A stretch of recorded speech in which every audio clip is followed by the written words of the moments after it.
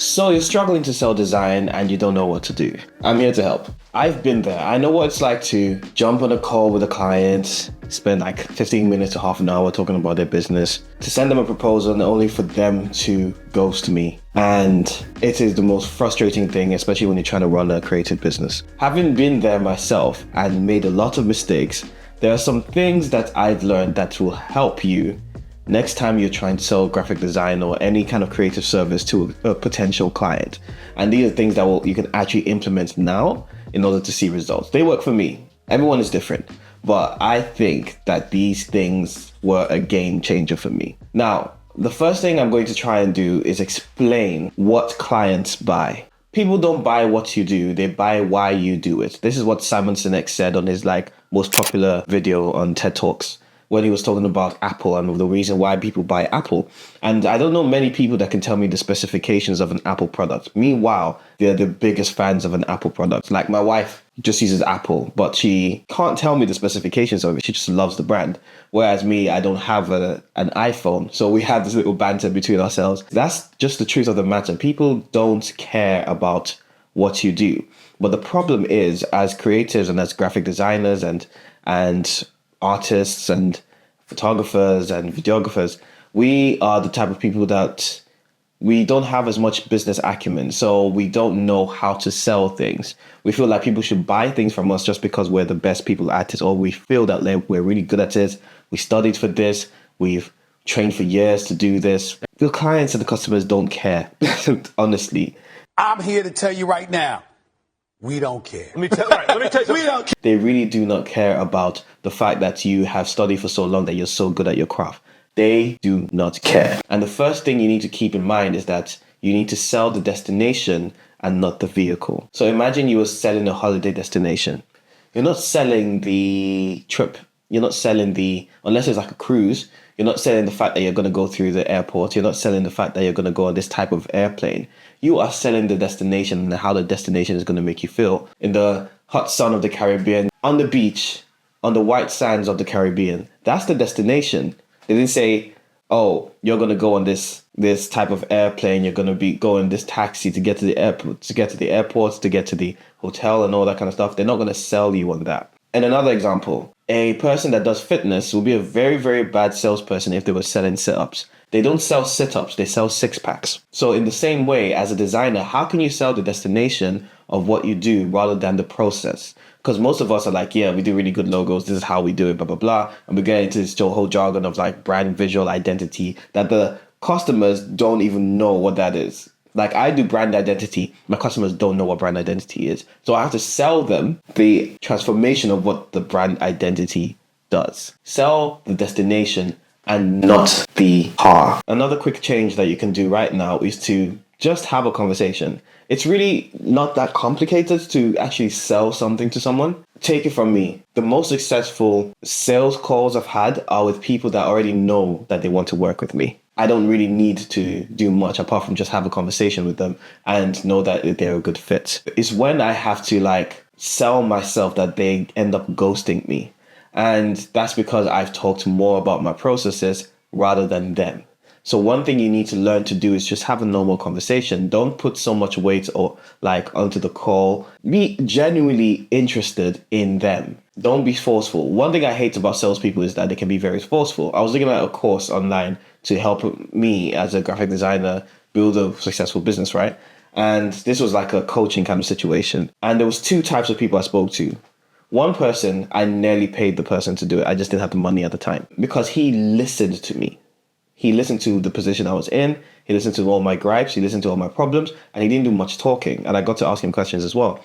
And I was more likely to pay him. Whereas this other guy who, the person that he sent to talk to me wasn't him. So I was watching his videos online, but he sent a team member to me to sell to me. And we set up a call, and I know this kind of sales process like the back of my hand. Salespeople, they can be very, very irritated. Yes, she did listen to me for a bit. But then she got really pushy. So she was like, oh, so how this costs so and so amount. It costs a lot. It was going to cost like thousands. And I was like, yeah, I ain't got that kind of money right now. I'm broke, nigga. I'm broke. And rather than leaving it there, or trying to create a package that works for me. She kept on asking, she was asking things like, oh, is there anyone you can borrow money from? Is there anyone that other people's money that you can use? Can you take out a loan for this?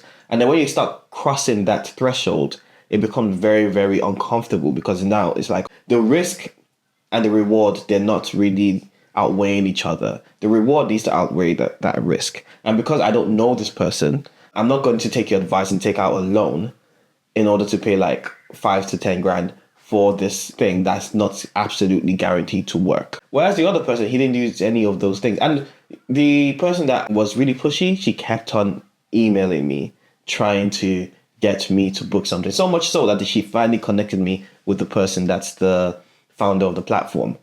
And I just ignored it because I was like, you're being too pushy. Whereas the other person I spoke to, this French guy, he was very nice. He was not pushy at all. He just let me talk. And then I basically sold the thing for myself. I didn't go into the course, but I would have if I had the money. What am I trying to say here? We spend too much time talking about ourselves rather than the customer. Better yet, we spend too much time talking about ourselves than letting the customer talk. So when you get on a call with a client, let them talk. And when you ask genuine questions about their story, about like, okay, why do you want to start a business? What does success look like for you? What's been your experience in the past? You know, where are you trying to get to? Then they will talk, and they will just give you all the information you need. And you just need to show that you listen, and actually listen and take notes, take notes about things that stood out for you. If it's a thing of like, okay, we're growing the business, is like, okay, so you want your designs or your graphic design to align with the business growth. Oh, because we want to get more customers. Oh, okay, it's customer acquisition or marketing. Oh, then people don't really know about our product and we have a really good one. Okay, so it's brand awareness. So what does the thing that you do help them get brand awareness, get more customers, contribute to great business growth? Those kind of things. You don't really need to actually talk about what you do to show that you understand somebody. So what I've learned is that I just let them talk, because people like to talk about themselves, right? But I'm also genuinely interested in their story, because their story helps me do better work. So the more they tell me, and sometimes they apologize like, oh, I'm talking too much. I'm like, no, the more information you give me, the better, because I'm genuinely interested in them. And when they see that I'm genuinely interested in them, I can then say that, I really like what you're doing or whatever it is, and this is how I can help.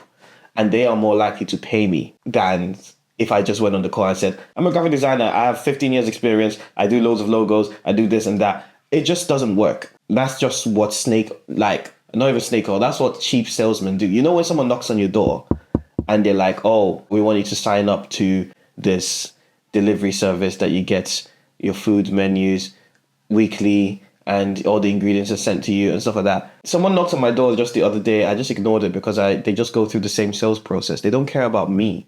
They just want me to sign up and they can get the commission. Now, the thing that has been a huge game changer for me in terms of my clients' process and getting them to actually pay me has been to put the right systems that makes it easy to have a conversation about money. So one of the issues that I faced when I was sitting down with clients is that when it came to talking about money, I wouldn't know what their budget was, and I wouldn't know if there was someone that could afford me or not. So it was just kind of like playing it by ear and being based on how I feel. But it's always very difficult to talk about money as a designer and especially as a customer, because you're trying to find the best deal, right? But you also don't want to insult the person, and it goes both ways. You don't want to insult the customer by assuming that they can't afford you, or they can afford you. And the customer doesn't want to insult you for the most part because they know that you do good work, but they just can't afford you. And it's kind of embarrassing to talk about money sometimes.